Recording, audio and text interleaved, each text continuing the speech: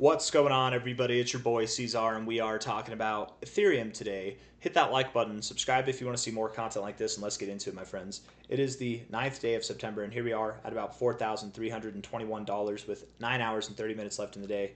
Moving sideways, grinding out this area. I can't imagine we find support here, right? We've grinded out the lows before and it brought lower lows. When you found support, finally, the low of this whole area, you moved up. You didn't grind it out. You grinded out the upside and then you started moving higher. You found your low here, you moved up. You found your low here, you moved up. Even these lower lows, when you found your lows, you moved up rather immediately. You didn't grind it out. When you grind it out, typically you go lower. In all fairness, it doesn't always happen. It's not a 100% guarantee. Anything can happen. We could move higher, definitely, but when we look at our liquidation levels here on Ethereum over the past day, the longs outweigh the shorts. We haven't really done anything. People are just longing because they're bullish on Bitcoin. Longs outweigh the shorts over the past week. And then on the bright side, if we look at the past 30 days, the shorts to longs, they're pretty evenly matched, but the shorts definitely are larger in quantity.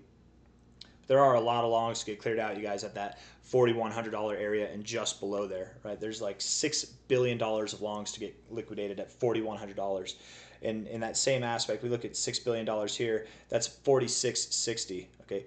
41 versus 46, we're $200 away from 4,100. We are $300 away from 4,600 to get the same thing, right? It's a $100 difference. It doesn't seem that significant, but it might be significant enough. And that's not always the best way to do analysis. Really what I'm doing here is just seeing where these longs get liquidated fully, where we clear them all out, where the last bull stands, at least, maybe not the absolute last bull, but the average contender here. And that is at that $4,100 level and just below there. So I'm thinking that Ethereum right here, we're going to see one of two things, right? We're either going to see some kind of higher low double bottom right here, or a slightly lower low that takes us maybe even just below 4,000. I've actually warmed up to the idea of going just below 4,000, but nothing too crazy. Like we're going to bounce off the $4,000 level. Will it be $50 above 4,000? Will it be $100 above 4,000? Will it be $100 below? Something in that area, right? I think that's where we're going to go. And I think it's really undeniable at this point in time. Any of these longs, man, these guys that have put on the longs over the past 7 days, they got to be shaking in their little bull boots right now. It's not a good place to be in, that's for damn sure. You got to know looking at this. I mean, you feel it, right? Like you might not be wet yet, but you feel the storm coming. It's coming, right? And it's not even that big. It's not even that big of a deal. It's going to be like $100, $200, actually $250 of a drop, something like that. We look at this from an overall, actually, I don't know. Do I want to take that low? Let's look at this on a weekly time frame real quick.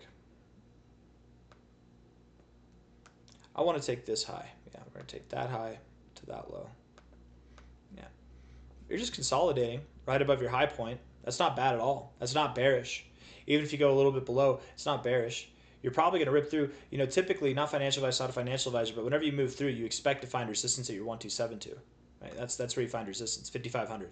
But the fact that you're consolidating like this gives you added momentum, added fuel to see higher prices. So really your next target, I think, would be like 64, 6,500. Typically with the 1,414, you do wick a little bit above it. Anything from there to 8K. And even if you stop here, you're still going to 8K. Like I very much do believe that you're going to 8K, likely by the end of October, if not by the end of the year. I wouldn't be surprised if Ethereum was above $10,000 by the end of the year 2025, but we're absolutely going to be at $8,000. I think that's our next kind of target area. Not just this fib extension, but if we're looking at last cycle's high to low, bull market high here to the bear market low there, the 1272, the primary target area here, which would be your next target from here, is all the way up with that golden ratio. So, I mean, to me, it makes the most sense that we'd go to that $8,000 area. Even more so that we're having this bullish phase of consolidation right up above this prior resistance point here, right at our all-time high areas. It's very bullish, right? Looking at the weekly time frame, the RSI is immaculate. Yeah, we got a little double top action, but that's okay. I mean, you're just consolidating here. I don't hate it at all. I think you're looking all right. You can come down. It's okay if you come down. I think it'd look better if you had a lower low in the RSI with a higher low in the price. I don't think you come down that much again, right? You're not going to go below $4,000, or at least not too much below 4,000. Stochastics are bullish as hell. MACD is very bullish as well. Looking at the daily time frame. Daily time frame here. If you were to bounce off the 50 on the RSI, I think you would have done it already. You look at this, these higher lows like this, probably goes down, right? You probably go down. You've broken out of it. I think that you do go down. Daily time frame looks bearish as well. Stochastics are bearish. The MACD is actually in an area where you'd look to be bullish. Overall, it is bullish, but probably bounce off of that low area there. So you have a little bit lower to go, would be my thoughts, the implications there. And I wouldn't think it lasts long, right? We're probably at the final days of this movement. So we're going to move down like this. And then sometime next week, FOMC meeting happens. Boom, we're starting to rally again. Ethereum should move up. We might get this little kind of like double bottom look, slightly lower low, slightly higher high, or higher low, something like that, and then move up.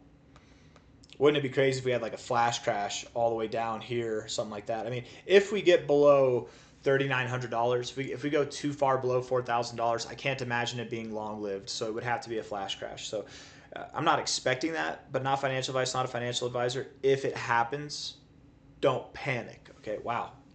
Bitcoin moved down a little bit since we last looked at it. Wow. You see it, how it jumped down there.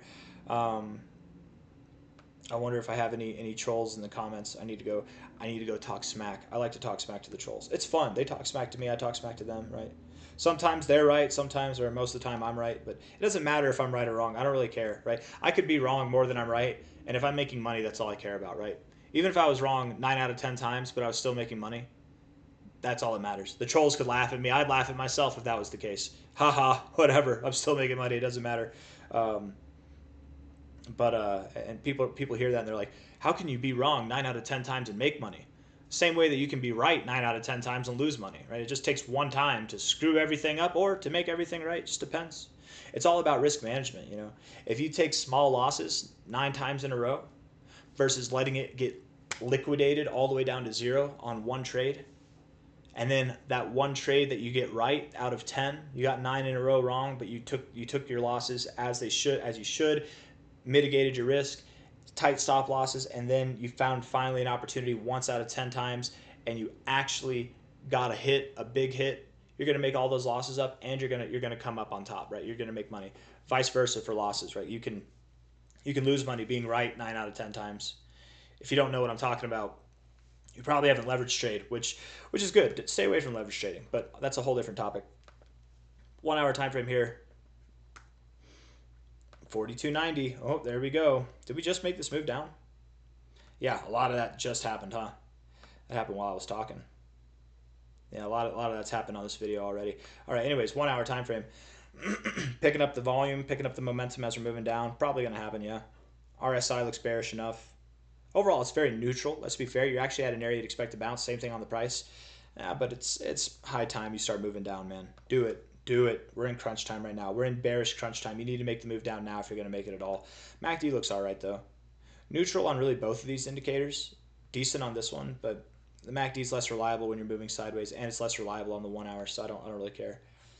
4 hour time frame, neutral as well. Momentarily bearish, but neutral. Stochastics, neutral, but momentarily bearish. MACD, bearish overall, but again, I wouldn't really care too much about it because we're moving sideways, so who cares? You do have a little bit of bullish momentum with the oscillators, but again, you're moving sideways around the 4 hour. It's not as big of a deal. So all that to say, my friends, I very much do believe, you know, here we are, just below $4,300. We've probably got lower to go, and lower we shall see. I can imagine that after we hit about $4,100, $4,000, something like that, that after that we start to move up. The ultimate target area that we're looking for is about $8,000 price sometime by the end of October, if not by the end of the year. And I very much believe Ethereum has higher prices than that to go. I wouldn't be surprised at all if we saw a $15,000 Ethereum or more by the end of the year, or by the end of the cycle, which will be sometime next year in 2026. I think we really could break above 20K even by the end of the cycle, but time will tell. Alt season hasn't even begun yet, you guys. We've got the rumblings. We're priming the markets. We've yet to ignite it, and all it's going to take is a little bit of time. If things go the way that I think they will, we should drop going into the FOMC meeting on the 16th, 17th of this month, and then after that, or on those days, upside. Nothing but upside between now and the end of the year. It's going to be fantastic. Hit the like button, subscribe. Thank you all for being here. I'll see you on the next one, okay? Take care of yourselves. Bye-bye.